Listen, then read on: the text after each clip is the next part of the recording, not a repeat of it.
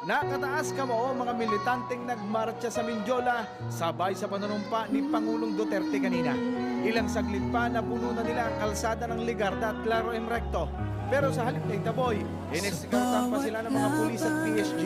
Sinamahan din ang mga lider sa loob mismo ng Malacanang. Ayon sa mga militante, hindi protesta ang kanilang ginawa, kundi pagpapakita ng suporta sa bagong administrasyon. Hindi mo siya masasabing honeymoon period, kundi isang period kung saan merong cooperation na nagaganap sa pagitan ng mga progresibo at ng Duterte administration. No? So mas ano yan it's even more. Itinutulak ko namin sa ngayon yung hukom nitay ng mga draglord, mga magnanakaw sa gobyerno ni Aquino. Sa loob ng palasyong mismo si Pangulong Duterte ang humarap sa grupo. Game pa itong nagpa-picture na nakataas ang kamao.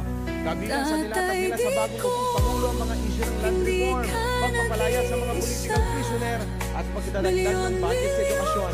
Pag-aaralan naman daw ito ni Duterte, dinalagin daw sila ng Pangulo kung itong unang beses na nakatungtong sila ng Malacanang at ang sagot ng karamihan.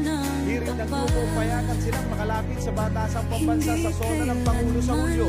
Sabi naman daw ni Digong, wala siyang nakikitang problema rito.